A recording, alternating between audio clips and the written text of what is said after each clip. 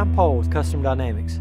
Today we're going to be installing our new dynamic load isolator on a 2017 Indian Chieftain Dark Horse. Our plug-and-play dynamic load isolator electronically isolates all outputs from the vehicle control module, allowing the use of almost any aftermarket lighting product or electrical accessory. Simple plug-and-play installation provides output banks for 5 separate grounds, 2 accessory outputs, left turn signal output, right turn signal output, brake output, integrated right turn brake output, and integrated left turn brake output. We also include a 4-pin trailer harness that can be wired to the dynamic load isolator output, providing complete isolated plug-and-play trailer lighting hookup. To get started, remove the seat to access the 6-pin connector on the right-hand side of the bike. This is located closest to the rear fender. Unplug the male and female connectors to allow the dynamic load isolator to daisy chain into the factory harness. Use a 5mm Allen wrench to remove the screw holding the VCM in place. Move it aside to access the battery terminals. Connect the red fusible wire of the dynamic load isolator to the positive side of the battery.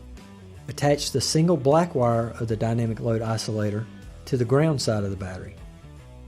With the dynamic load isolator installed, you can wire almost any aftermarket lighting product or any electrical accessory to the output banks of the DLI.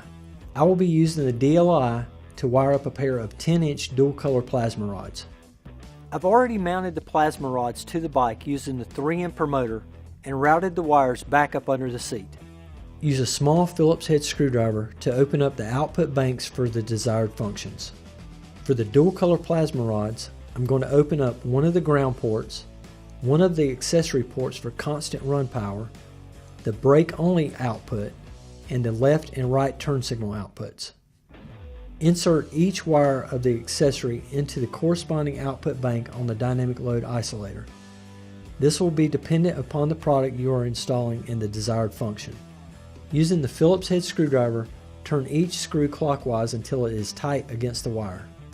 Once you have the accessory wired to the DLI, locate a secure mounting location and secure it with the tie wraps. Then go ahead and test for proper operation before reinstalling the seat. The DLI does not contain any relays or other mechanical devices that are subject to mechanical failure. A short circuit on any accessory connected to the DLI outputs will have no impact on the vehicle. This helps protect the factory warranty and prevent VCM codes. You can get more information about our new dynamic load isolator and confirm fitment for your bike by giving us a call, visiting our website, or your local Drag Specialties dealer.